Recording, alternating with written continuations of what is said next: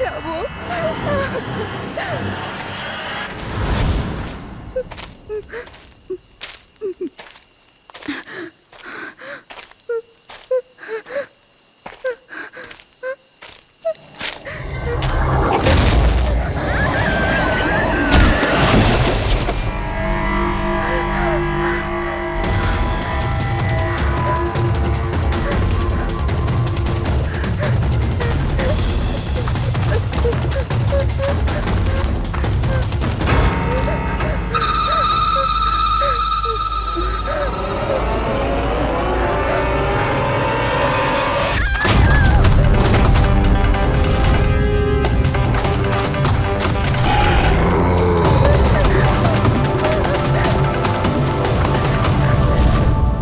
নিমি ঘুমিয়ে পড়েছে?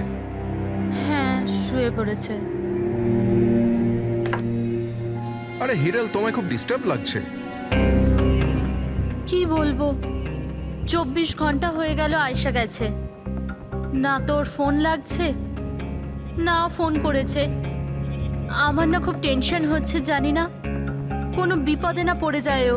দেখো হিরাল, এখনো বড় হয়ে গেছে। আমার মনে হয় তুমি ওর মায়ের মতো রিয়াক্ট করছো। নিজের প্রবলেম নিজে সলভ করতে পারবে ও, ছোট বাচ্চা নয় ও। রোহান, এরকম কিভাবে বলতে পারো? ছোট বোন ও আমার, আমি ওর জন্য টেনশন করব না তো আর কে করবে? আর ওর আমাকে ছাড়া আর কে আছে এই দুনিয়াতে?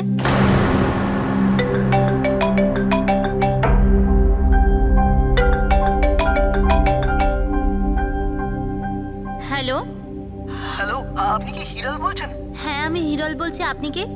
আমি মানিক। আমি আয়েশার সাথে কাজ করি। এখানে একটা বড় প্রবলেম হয়ে গেছে। প্রবলেম? আয়শার সাথে কি হয়েছে? দেখুন, ও জঙ্গলে কোথাও হারিয়ে গেছে। ওকে খুঁজেও পাচ্ছি না আর ফোনেও পাচ্ছি না। আর আমাদের ভয় হচ্ছে যে ওর কিছু হয়ে যায়নি তো।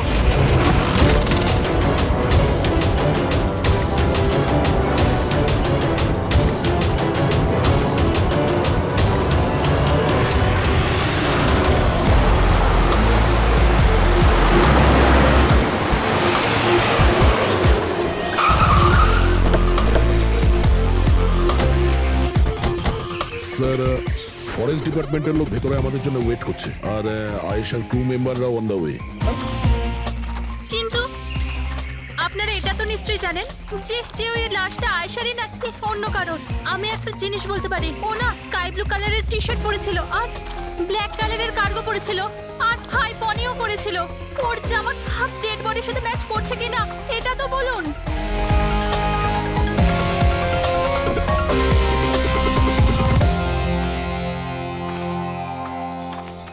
ও, আপনি সেই অফিসার? Yes sir.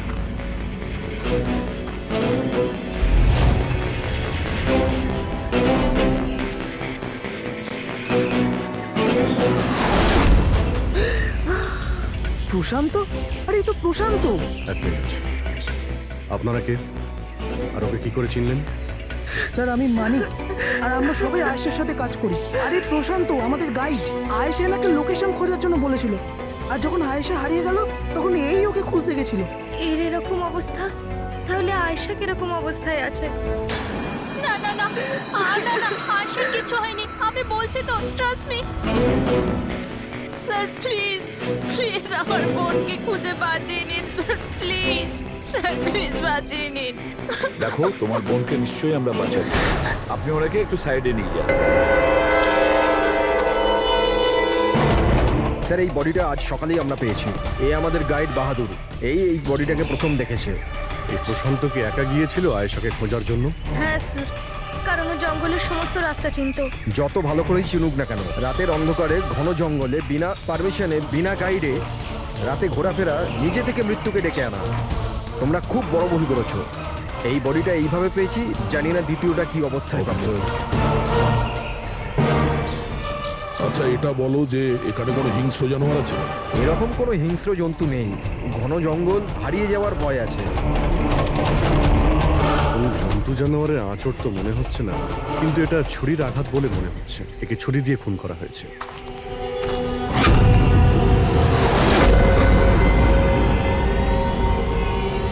স্যার, হ্যাঁ পূরবী, স্যার এই ক্যামেরাটা পেয়েছি এখানে। এটা তো আয়শার ক্যামেরা। হ্যাঁ স্যার, এটা আয়েশা 3 দিন আগে কিনেছিল। এটা চালিয়ে একবার দেখো তো। স্যার এটা অনই হচ্ছে না। কেন? এটার ব্যাটারি ডাউন স্যার, আর আমাদের কাছে ডিভাইসও নেই এটা চিপ ইনসার্ট করার জন্য। ও মাই গড। আপনারা এইসব শেষ করুন, এগুলো পরে করবেন। আগে আমার বোনকে খুঁজুন। আপনারা বুঝছেন না কেন? হারিয়ে গেছে। আমরা খুঁজবো। অনেক বড় জঙ্গল ম্যাডাম, কমসে কম 2 দিন লাগবে পুরো জঙ্গল খুঁজতে। হ্যাঁ স্যার, সূর্যাস্ত হওয়ার পর আমরা কিচ্ছু করতে পারবো না।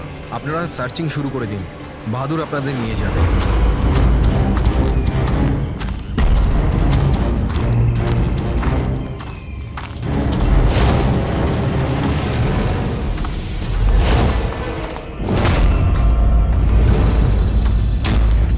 স্যার স্যার আমরা জঙ্গলের অনেক ভেতরে চলে এসেছি স্যার। স্যার এখানে কেউ আসা যাওয়া করে না স্যার। স্যার এক কাজ করি, আমরা ফিরে যাই, না হলে অন্ধকার নেমে আসবে। এখন তো অনেক আলো আছে, অন্ধকার হয়েছে কোথায়? স্যার ফিরতেও তো অনেকটা সময় লাগবে না স্যার? তো ওই হিসাবেই বললাম, এত দূর স্যার কেউ আসেই না। স্যার এখানে কিচ্ছু পাবেন না। আরে ভাই যখন এত দূর চলে এসেছে একটু দেখে নি না ভাই। চলো চলো। আচ্ছা আচ্ছা।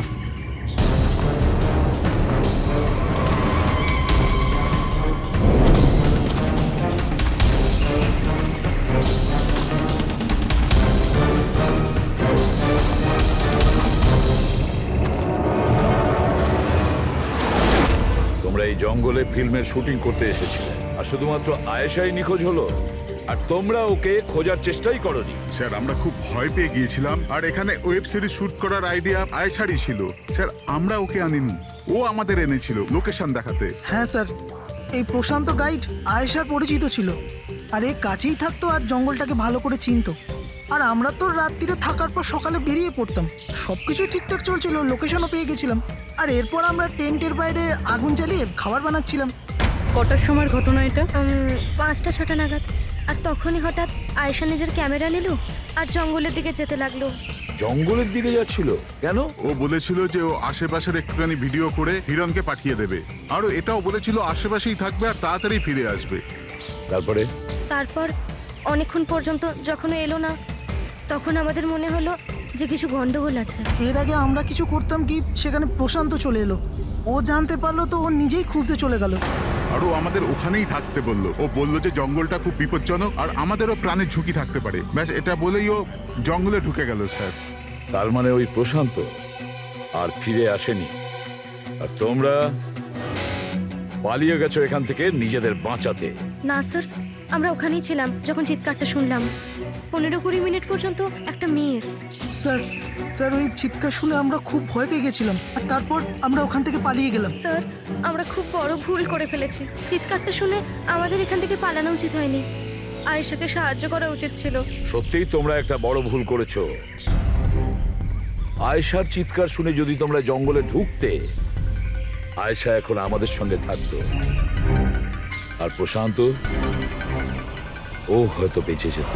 তুমি তো বলছিলে যে এত ভেতরে জঙ্গলের কেউ আসতে পারে না, এটা কি? স্যার আমি জানি না, কিন্তু এটা আমাদের ডিপার্টমেন্টের কখনোই নয়।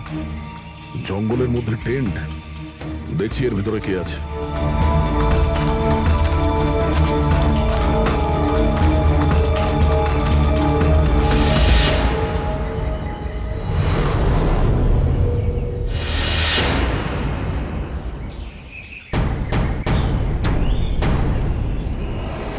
এই কাপড় তো দেখে মনে হচ্ছে কাটা হয়েছে।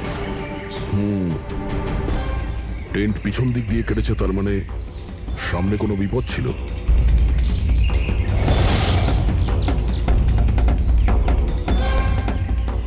ছুরি, এটা দিয়েই কাটা হয়েছে। বাইরে গন্ডগোল হতেই পিছন থেকে কেটে পালিয়ে গিয়েছে।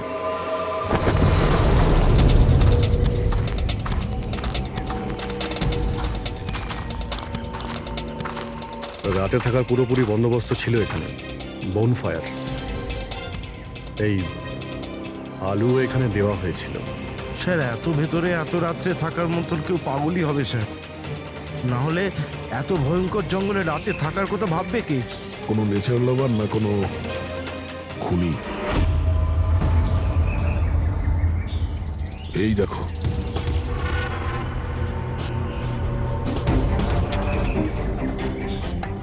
রক্ত মনে হচ্ছে এখানেই পাথরের ওপর কেউ বসেছিল। হতে পারে আগুন পোয়াচ্ছিল আর কেউ ওর ওপর হামলা করেছে। এটা দেখে টেন্টের মধ্যে যে ছিল সে পালিয়ে গেছে। চলো আগে গিয়ে দেখি। স্যার স্যার সূর্য অস্ত যাচ্ছে স্যার, ফিরতেও 2 ঘন্টা কমসে কম লাগবে। ফিরে যাই স্যার। ঠিক আছে, কালকে আবার আসবো। স্যার আমরা আয়েশার টিমকে এই ছবিগুলো দেখিয়েছিলাম। ওরা বলল যে এই টেন্ট ওদের ক্যাম্পের নয়। স্যার, হ্যাঁ পুরবি, আয়শার ক্যামেরার চিপ। হিরলদি, তুমি এটা মিস করলে। আমি তোমায় বলেছিলাম না আমার সাথে এসো। জানো এখানে এত বেশি গ্রিনারি আছে। লুক এট দিস, এতগুলো গাছ। It's so beautiful. দিদি আমি হাঁপিয়ে গেছি। মনে হচ্ছে আমি জঙ্গলের অনেক ভেতরে এসে গেছি। জঙ্গল তো পুরো একই রকমের না? আমি রাস্তা খুঁজে নেব, খুব একটা মুশকিল নয়।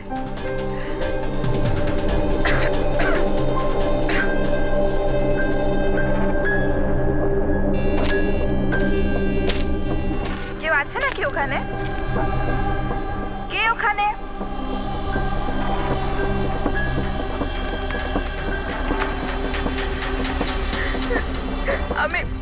আমি ফেঁসে গেছি এখানে। আমি কিছু বুঝতে পারছি না এখান থেকে আমি কি করে বাইরে যাব। আই এম সরি দিদি, আমার এখানে আসা উচিত হয়নি। আমার মনে হচ্ছে না যে আমি এখান থেকে বেঁচে ফিরতে পারবো। আমায় ক্ষমা করে দিও।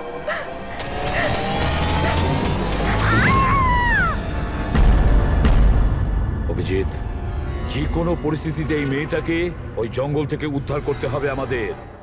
বস হ্যাঁ সালুকে। বস, আয়েশা যে জিনিসগুলো রোজ ব্যবহার করত, আমি সেই প্রত্যেকটা জিনিস থেকে ডিএনএ স্যাম্পল নিয়েছি। কিন্তু আশ্চর্যের ব্যাপার, কোনো স্যাম্পলই আয়েশার ডিএনএ এর সঙ্গে ম্যাচ করছে না। কিন্তু হ্যাঁ, খুনির ব্যাপারে একটা খুব গুরুত্বপূর্ণ সূত্র পেয়েছি। সেটা কি স্যার? বস এই ডিএনএ প্রোফাইলটা দেখো। এই দুটো ডিএনএ প্রোফাইলই দুটো আলাদা আলাদা লোকের। কিন্তু অদ্ভুত ব্যাপার হচ্ছে যে দুটো প্রোফাইলই আমি একই লোকের শরীর থেকে পেয়েছি, প্রশান্ত শরীর থেকে। প্রশান্তর শরীর থেকে? হ্যাঁ বস। সেটা কিভাবে? প্রশান্তর মৃত্যু অগণিত ছুরির আঘাতের জন্য হয়েছে, আর ওর শরীরে যে খাবার চিহ্নটা আছে সেটা আসল নয়, তৈরি করা হয়েছে নকল।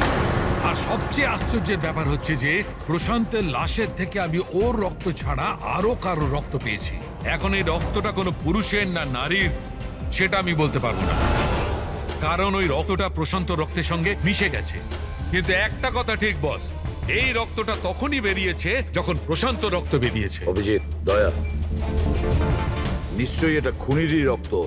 খুনি প্রশান্তর ওপর হামলা করে আর তখন নিজেকে বাঁচানোর জন্য প্রশান্ত ওর সঙ্গে মারামারি করে, আর খুনির রক্ত প্রশান্ত শরীরে লেগে যায়। তবে খুনিরও গুরুতর আঘাত লেগেছেন। সামান্য আঘাতে এত রক্ত বেরোবে না তার। তার মানে খুনির শরীরে এখনো আঘাতের চিহ্ন থাকা উচিত। আরো একটা কথা বস, কি? টেন্টের পাশে যে পাথরের উপর রক্তের ছাপ ছিল সেই রক্তটা প্রশান্তরই। তার মানে পুরো ব্যাপারটাই ওই তাঁবুর আশেপাশে ঘটেছে।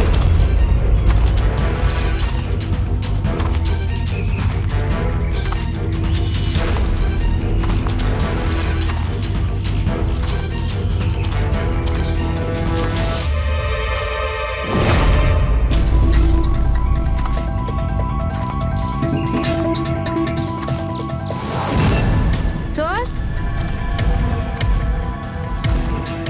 হ্যাঁ পুরবি? স্যার, এই জুতোটা পেয়েছি।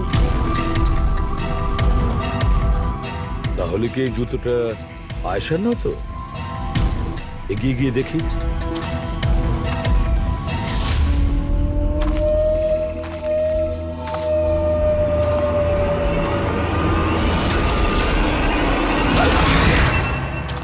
স্যার, হ্যাঁ এই দেখুন স্যার।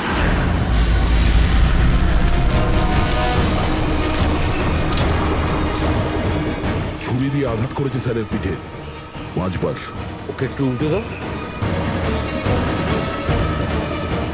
এ তো আয়েশা। ফেসটা তো পরিষ্কার দেখছি অভিজিৎ, না কোনো আঘাতের চিহ্ন, না কোনো কাটা দাগ। কিন্তু ওই ভিডিওতে যে দেখলাম, হ্যাঁ স্যার, ভিডিওতে এর মাথায় আঘাত লেগেছিল, রক্ত বেরোচ্ছিল। এখানে তো আঘাতের কোনো চিহ্নই নেই, একদম পরিষ্কার। তার মানে হলো ওই ভিডিওটা নকল। মানে আয়েশা অ্যাক্টিং আর মেকআপ দিয়ে দেখানোর চেষ্টা করেছিল যে ওকে কেউ মারতে চাইছে, খুন করতে চাইছে। কিন্তু এটা কেন করবে? স্যার, কেউ হয়তো মজা করবে, আর না হলে কোনো ভয়ঙ্কর পরিস্থিতি থেকে বাঁচার জন্য নাটক করছে। আর দুটো অবস্থাতেই এর মিথ্যেটা সত্যি হয়ে যায়। আর ও যা কিছু করেছিল, কেন করেছিল, সে তো বন্ধু আর আত্মীয়রাই বলতে পারবে। সবাইকে ডেকে নাও। প্যাড্রিক, আয়েশার সমস্ত ফোন রেকর্ড চেক করো। দেখো এই ঘটনাটার পরে ও কাদের কাদের সঙ্গে কথা বলেছিল আর তারা সেই মুহূর্তে কোথায় ছিল।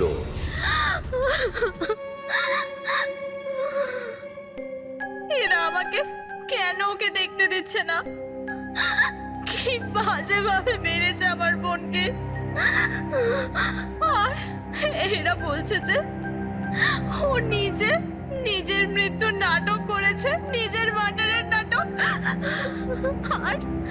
আর ওই নাটক সত্যি হয়ে গেছে। ভুল বলছে ওরা, মিথ্যে। আমাদের আয়েশা এরকম করতেই পারে না। আপনারা ভুল অভিযোগ করছেন।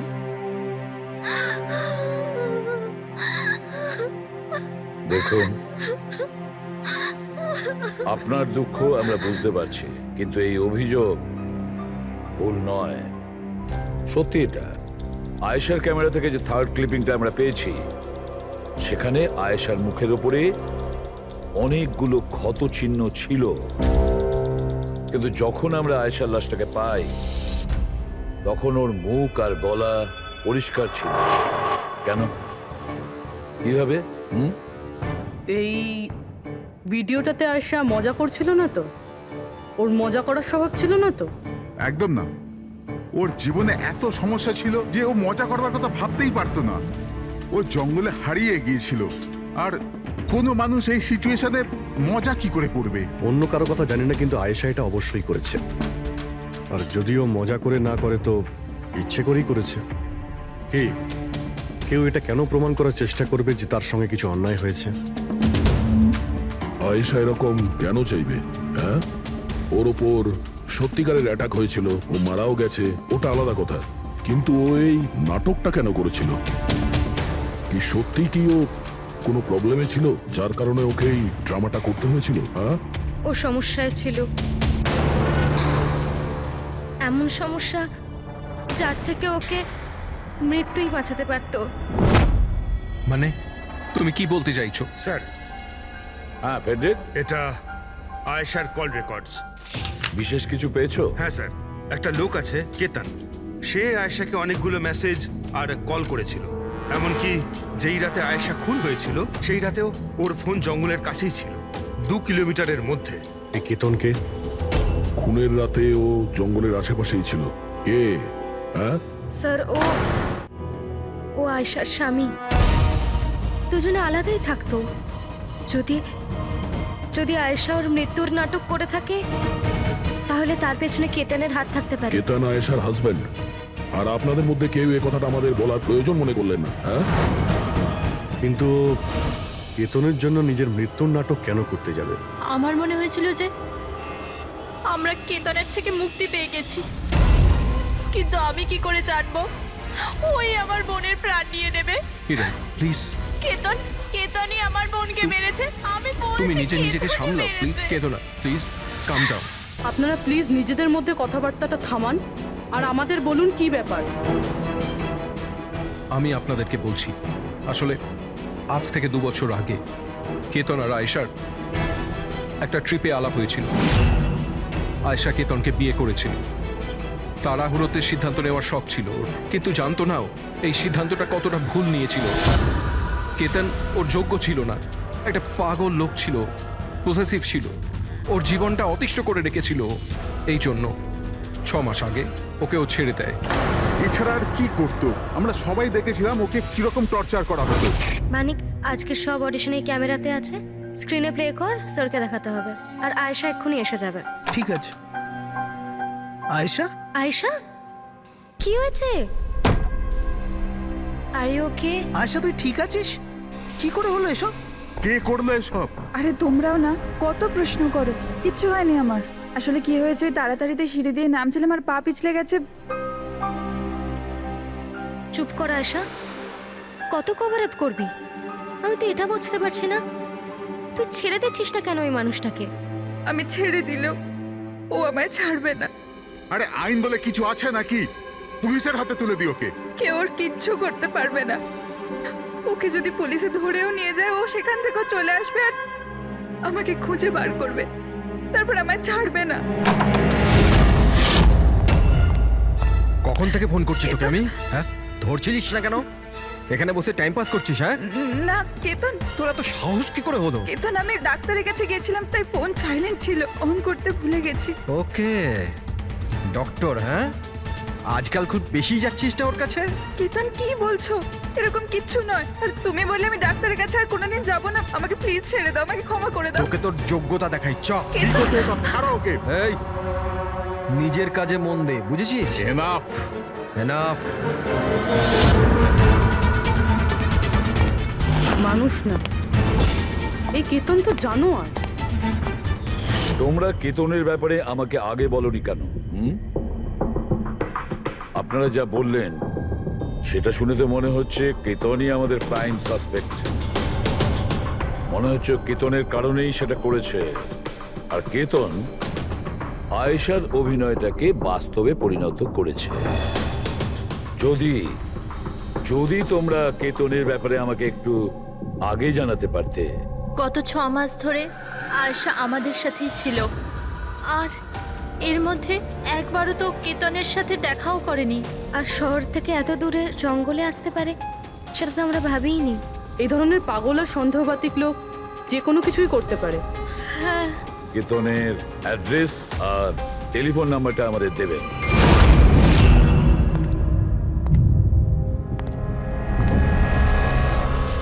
কেতন,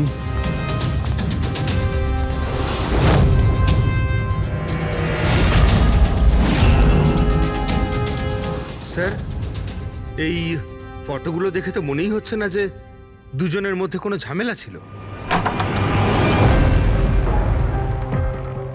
আপনারা? কেতন আয়েশার স্বামী। পুলিশ। সিআইডি। আপনারা কি করতে এসেছেন এবার? আমার আয়েশা চলে গেছে, আমার জীবন বরবাদ হয়ে গেছে। আপনারা কি চান আমার থেকে? ইনফরমেশন তোমার আর আয়েশার ব্যাপারে। শুনেছি তুমি নাকি খুব বিরক্ত করতে ওকে। স্যার, আমি ওকে অনেক ভালোবাসতাম, নিজের থেকেও বেশি। সেই কারণে ওকে টর্চার করতে, মারতেও? হ্যাঁ, আমি কারো টর্চার করবো ওকে? তোমার কাছ থেকে বাঁচার জন্য কোর্টের কাছে সাহায্য চেয়েছিল, তাও তুমি ওকে বিরক্ত করা বন্ধ করোনি। স্যার মিথ্যে কথা এসব, এরকম কিছুই ছিল না। মিস্টার কেতন, রেকর্ড আছে আমাদের কাছে। তুমি বারবার ওকে ফোন করে আর মেসেজ করে হুমকি দিয়েছিলে। আর এটাও কাউকে বলেওনি, আমরা জেনে গেছি। আর তাছাড়াও গত 6 মাস ধরে তুমি হেরাল আর রোহানের ঘরের আশেপাশে ঘোরাফেরা করছিলে। আর যে রাতে আয়েশা খুন হয়েছে ওই রাতে তুমি ওই জঙ্গলেই ছিলে। এগুলো তোমার ফোনের লোকেশন থেকে পাওয়া গেছে। নিজের অপরাধটাকে লুকানোর চেষ্টা করো না, কোনো লাভ হবে না। আর এই ডবল মার্ডারে খুনিরও প্রচুর আঘাত লেগেছে। এই কি করে লাগলো তোমার? স্যার, এই আঘাতটা ওই দিন ঝোপেতেই লেগেছিল, কিন্তু এরকম কিছুই নয় যেটা আপনারা ভাবছেন। স্যার, আমি আয়েশাকে মারিনি। স্যার, আমি মানছি যে আমি ওই দিন জঙ্গলে গিয়েছিলাম, কিন্তু স্যার আমি তো শুধু ওর সাথে কথা বলার জন্য গিয়েছিলাম। স্যার, পুরো 6 মাস হয়ে গেছে, আমি ওকে দেখিনি পর্যন্ত। খুব মিস করতাম স্যার ওকে, ওর সাথে দেখা করতে চাইতাম, ওর সাথে কথা বলতে চাইতাম, যাতে ওকে বাড়িতে ফিরিয়ে আনতে পারি, যাতে আবার টর্চার করতে পারো। না স্যার, আমি বদলে গেছি স্যার। স্যার, আমি তো এটাই বলতে চেয়েছিলাম, কিন্তু যখন আমি জঙ্গলে গেলাম দেখলাম যে ও অন্য কারোর সাথে যাচ্ছে জঙ্গলের ভেতর। স্যার, আমি কি করতাম স্যার? আমি এমনিতেই মাথা গরমের লোক, আমি ভাবলাম বেকার বেকার ঝামেলা তৈরি হবে, সেই জন্য আমি চুপচাপ বাড়ি ফিরে এলাম স্যার। স্যার, ট্রাস্ট মি, আমি কিচ্ছু করিনি, আমি মারিনি ওকে স্যার। দেখো কেতন, তুমি এখনো আমাদের সন্দেহের তালিকায় আছো। যতক্ষণ এই কেসটা শেষ না হচ্ছে তুমি হেফাজতে থাকবে। স্যার, এই কেতনের কাছে কিন্তু আয়েশাকে মারার মোটিভ ছিল, ও তো বেঁচে গেছে। এবার বাকি রয়েছে এরা সবাই। হিরাল, সায়রা, অজিত, মানিক আর রুহান, এরা কি সবাই আয়েশার আপনজন ছিল? এদের কি মোটিভ হতে পারে? কারণ এদের মধ্যে তো কোনো প্রবলেম নজরে পড়ছে না। কেউ তো হবে স্যার যার আয়েশার মৃত্যু হলে লাভ হবে। কেউ কি পাবে ও মারা গেলে? সম্পত্তি, টাকা? টাকা? ইন্স্যুরেন্সের টাকা?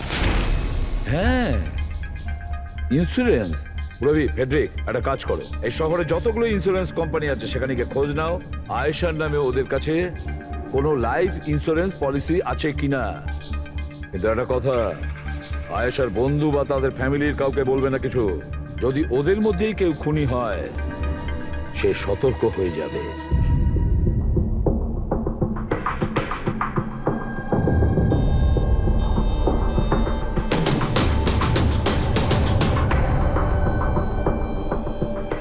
ওকে, থ্যাঙ্কস স্যার। হ্যাঁ ফেডরিক, আয়েশার অ্যাকাউন্টে মাত্র 1 লাখ টাকা আছে, কোনো ফিক্সড ডিপোজিট পর্যন্ত নেই। স্যার, তানিশা ইন্স্যুরেন্স প্রাইভেট লিমিটেডের কাছে আয়েশার নামে একটা বীমা পলিসি রয়েছে 50 লাখ টাকার। ও আচ্ছা। আর এই টাকা আয়েশার ভাগ্নি, মানে ও দিদি আর জামাইবাবুর মেয়ে নিমিষা পাবে। আচ্ছা, তাহলে এই ব্যাপার। স্যার, আসলে আপনারা কি চাইছেন? আমার যা জানা ছিল আমি সবকিছু বলে দিয়েছি। আর আপনারা জানেন আমার স্ত্রীর শরীর কতটা খারাপ। এখন আমার ওর সঙ্গে থাকা উচিত, আর আপনারা আমাকে এখানে আটকে রেখেছেন। স্যার, বলার কি বাকি আছে? সব বলে দিয়েছি। অনেক কিছু বাকি আছে। তুমি একটু বেশি কথা বলো, সেই জন্য যা কিছু প্রশ্ন করব ঠিক তারই উত্তর দেবে। এই তোমার ওইখানে যে ফ্যাক্টরিটা আছে ওটা তো বাজেয়াপ্ত হতে চলেছে। এর লোন তুমি শোধ করতে পারোনি কি? হ্যাঁ, কিন্তু আপনারা এগুলো কেন জিজ্ঞাসা করছেন? আপনারা এগুলো কি করে জানলেন? প্রশ্ন নয়, শুধু উত্তর। আয়েশা তোমাদের সাথে তোমাদের বাড়িতেই থাকতো না? তাহলে 7 দিনে তুমি ওকে 41 বার কল করেছো কেন? বাহ বাহ বাহ, 7 দিনে 41টা কল এসেছে আয়েশা, দারুণ ব্যাপার। আর তার উপরেও তুমি অর্থ কষ্টে ভুগছিলে, তাই না? আর আয়েশার মৃত্যুর পরে তোমার ছোট বাচ্চা টাকা পেত 50 লক্ষ টাকা। আর ওই ছোট্ট নিরীহ শিশু, সে কি করে জানবে 50 লাখের ধর্ম? ও কিভাবে ব্যবহার করবে? আর ওই 50 লক্ষ টাকা তো ভোগ করতো বাচ্চাটার বাবা, মানে তুমি, রোহন। থামুন আপনারা, চুপ করুন। আপনাদের কথা মতো আমি আয়েশাকে মেরেছি। স্যার, আমার ওপর 15 কোটি টাকার লোন আছে। 50 লাখে আমার কিচ্ছু হবে না। আমি আয়েশাকে মারবো। আর ওটা যা ওর শরীরের ওপর থেকে খুনির রক্ত পাওয়া গেছে, আপনারা দেখতে পারেন আমার গায়ে কোনো চোটই লাগেনি, কারণ আমি ওখানে ছিলামই না। আমি কাউকে খুন করিনি। সব ঠিক করা ছিল। প্রশান্ত সবকিছু সামলানোর কথা ছিল। কি সামলে নিত? হ্যাঁ, প্রশান্ত কি সামলে নিত? বলো, প্রশান্ত কি সামলে নিত? স্যার, আমার ভুল হয়ে গেছে। আমার সবকিছু আপনাদের আগেই বলে দেওয়া উচিত ছিল। আমি ভয় পেয়ে গেছিলাম, খুব ভয় পেয়ে গেছিলাম। কোনটা বলার ছিল আগে? তাড়াতাড়ি বলো। আমি আয়েশার প্ল্যানে যুক্ত ছিলাম। আমরা শুধু ওকে মৃত দেখাতে চেয়েছিলাম। অ্যাকচুয়ালি ওর মরার কথা ছিল না। তার মানে আমাদের সন্দেহ ঠিক ছিল স্যার? সবকিছু ঠিক ছিল। ওই ভিডিওটা নকল ছিল, শুধু কেতনের থেকে বাঁচার জন্য ছিল। আর তুমিও এই প্ল্যানে জড়িত ছিলে। স্যার, কেতন আয়েশার জীবন অতিষ্ঠ করে দিয়েছিল। ও বেচারি চুপ থাকতো, কাউকে কিছু বলতো না। স্যার, একদিন লিমিট ক্রস করে গেল, সব সীমা ছাড়িয়ে গেল। ওর মনে হলো কেতন ওর জন্য কোনো বড় বিপদ হতে পারে। ও আমাকে বলেছিল স্যার, কেতন পাগল ছিল। পুলিশ বা ডিভোর্স ওর কেউ কিচ্ছু করতে পারতো না। আয়েশা ওটাকে পার্মানেন্ট মুক্তি পেতে চাইছিল, চিরদিনের জন্য। আমি হাঁপিয়ে গেছি জিজু। এখন তো ডিভোর্স আমাকে কেতনের থেকে বাঁচাতে পারবে না। যেটা আমায় ওই কেতনের হাত থেকে বাঁচাতে পারে সেটা শুধু আমার মৃত্যু।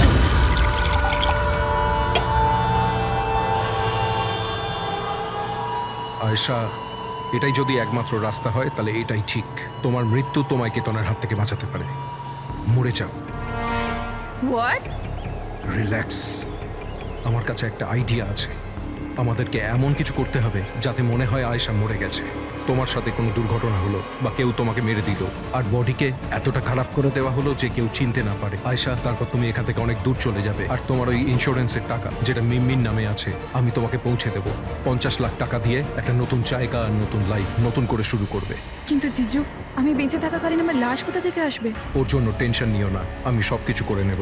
আমার এক বন্ধু আছে প্রশান্ত, ও আমার জন্য অনেক কাজ করে দিয়েছে। কিন্তু হ্যাঁ আয়েশা, এরপরে তুমি কখনো জীবনে আমার সাথে, মিমির সাথে, হিরালের সাথে কোনোদিন দেখা করতে পারবে না। হ্যাঁ, কিন্তু ওই পাগল লোকটার থেকে তুমি সারা জীবনের জন্য মুক্তি পেয়ে যাবে, তুমি মুক্ত হয়ে যাবে। সবকিছু ঠিক ছিল, সবকিছু প্ল্যান মাফিক চলছিল। আমি আয়েশা আর প্রশান্তর সঙ্গে ফোনে যোগাযোগ রেখে চলছিলাম, তারপর জানি না হঠাৎ করে ফোন কেটে গেল। আমি জানতাম ওখানে একটা মেয়ের মৃতদেহ পাওয়া যাবে, যার ব্যবস্থা আমি বাধ্য হয়ে করেছিলাম। শুধু আয়েশার জামা কাপড় ওই মেয়েটিকে পরানোর কথা ছিল, ওর মুখটা এত খারাপ ছিল যে কেউ চিনতেও পারতো না। কিন্তু স্যার, সিরিয়াসলি আমি তো শকে ছিলাম। ওটা মেয়েটার নয়, প্রশান্তের বডি ছিল। স্যার, প্রশান্ত তো আয়েশাকে সকাল হওয়ার আগেই জঙ্গল থেকে অনেক দূরে নিয়ে যাওয়ার কথা ছিল, কোনো সেফ জায়গায়। কিন্তু হঠাৎ করে কি হয়ে গেল স্যার? স্যার, আমার যতটা জানা ছিল আপনাদের বলে দিয়েছি স্যার। স্যার, প্রশান্তকে কে মেরেছে, আয়েশাকে কে মেরেছে আমি জানি না। স্যার, তার মানে তৃতীয় কোনো ব্যক্তি ছিল যে প্ল্যানটার ব্যাপারে জানতো, যে আয়েশাকে চিনতো, প্রশান্তকেও চিনতো, আর ওই সময় ওই জঙ্গলেই ছিল। কোনো তৃতীয় ব্যক্তি? হ্যাঁ, কোনো তৃতীয় ব্যক্তি। তোমার প্ল্যানের হিসাবে টেন্টে প্রশান্ত এবং আয়েশা থাকার কথা ছিল, কিন্তু টেন্টের পাশে একটা পাথরের উপর প্রশান্তর রক্ত পাওয়া গেল, আর ওই টেন্টটা পেছন থেকে ফাটা ছিল।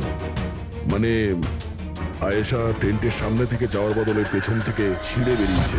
মানে ও বিপদটা আগে থেকে বুঝতে পেরেছিল। হতে পারে ও প্রশান্তর সঙ্গে যা কিছু হয়েছিল সেটা দেখে ফেলেছিল। ইট ইজ ক্লিয়ার যে ওখানে কোনো তৃতীয় ব্যক্তি ছিল। ও প্রথমে প্রশান্তকে মেরেছে, তারপর আয়েশার পেছনে দৌড়েছে। কারেক্ট। যদি ভালো করে দেখা যায় তাহলে ওই রাতে জঙ্গলে এটাই হয়েছিল যে প্রশান্ত আর আয়েশা জঙ্গলে যায়, আয়েশা টেন্টের ভিতরে ঘুমোচ্ছিল আর প্রশান্ত বাইরে বসে আগুন জ্বালাচ্ছিল। এর মধ্যে সেই তৃতীয় ব্যক্তি ওইখানে যায় আর প্রশান্তর সঙ্গে ঝামেলা বাঁধে, আর সেই ব্যক্তি ওর উপরে আক্রমণ করে আর আয়েশা টেন্টের পিছন দিয়ে পালিয়ে যায়। আর ওই ব্যক্তি প্রশান্তকে নির্মমভাবে হত্যা করে আর আয়েশার পিছনে ধাওয়া করে। তাহলে তৃতীয় ব্যক্তিটা কে, যে আমাদের প্ল্যানের ব্যাপারে জানতো আর জঙ্গলকেও ভালো করে জানতো, তাই এত রাতে টেন্টে পৌঁছেছিল? হ্যাঁ, এই সমস্ত চিন্তা আপনি করবেন না রোহন বাবু। এই তৃতীয় যে আছে না, তাকে তো আমরা ধরেই ছাড়বো। হ্যাঁ, হোক বা না হোক, এই ধাঁধার সমাধান এখানে আছে, এর মধ্যে, কিন্তু আমরা দেখতে পাচ্ছি না। খুনি হবে তো স্যার এদের মধ্যেই কেউ, কিন্তু আমরা দেখতে পাচ্ছি না। রবি, ওই ক্লিপিংটা চালাও যেটা আমরা আয়েশার ক্যামেরা থেকে পেয়েছিলাম, ফার্স্ট ক্লিপ।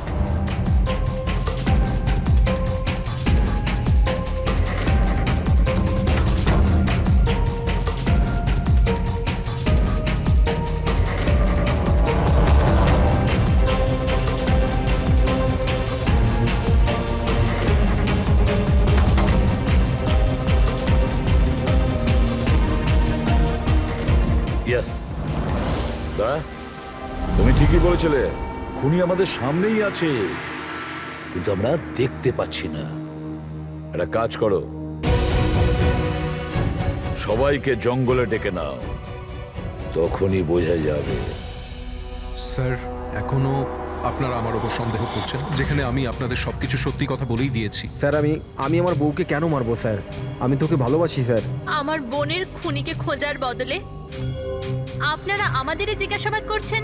আর ওর গায়েব হওয়ার খবর তো আমি হিরাল ম্যামকে দিয়েছি, আর আমরা যদি কিছু করতাম তো আমরা কেন ফোন করতাম? হ্যাঁ, কিন্তু কেউ তো আয়েশাকে খুন করেছে, আর কে খুন করেছে সেটা আমরা জানি। আয়েশাকে খুন তোমাদের মধ্যেই কেউ করেছে, তোমাদের মধ্যেই কেউ। আমাদের মধ্যে কে হতে পারে স্যার? এখনই জানতে পারা যাবে। রোহন, তুমি একটা কথা বলো, আয়েশা রেকির জন্যে তোমার বাড়ি থেকে দুর্ঘটনার একদিন আগেই গিয়েছিল না? হ্যাঁ স্যার, একদিন আগেই গিয়েছিল। আর এটা সেদিনেরই ছবি, তাই না? যেদিন ওর রেকিতে যাওয়ার কথা ছিল।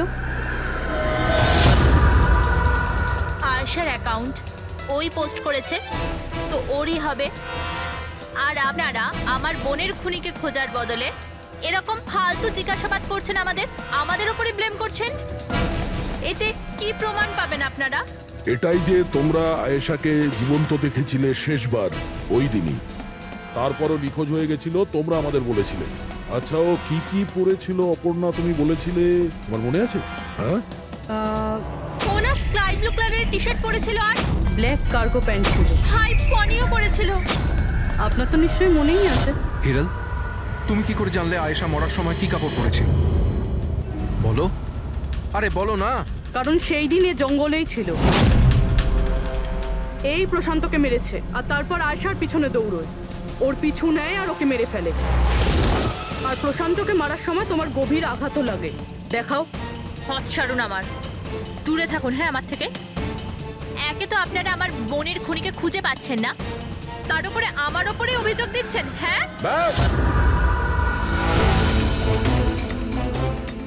অনেক অভিনয় করেছো, এবার ঠিক করে বলো কেন মেরেছো তুমি আয়েশাকে? হ্যাঁ, আমি মেরেছি আয়েশাকে। আমি মেরেছি আয়েশাকে।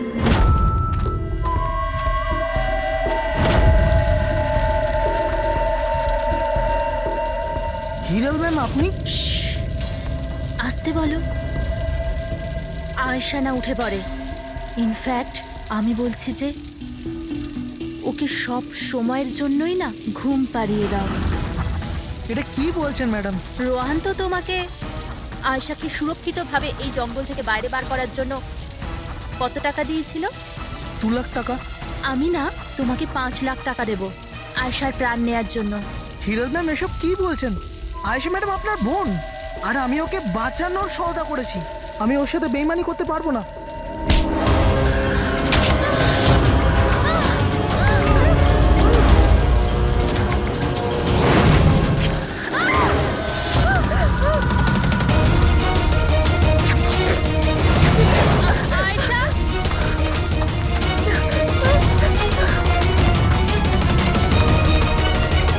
আয়েশা,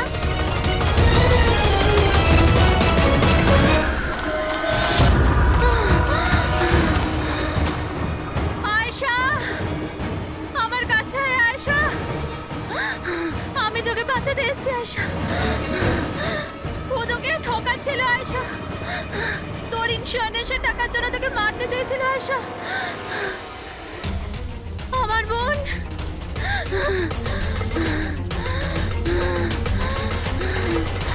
আয়েশা, সরি দিদি, আমি কিচ্ছু জানতাম না এই ব্যাপারে। সরি, আমার জন্য তোমার এত কষ্ট হলো। আমি জানতাম না যে জিজু এরকম কিছু করছে। আই এম সো সরি দিদি। আমার বোন। সরি দিদি।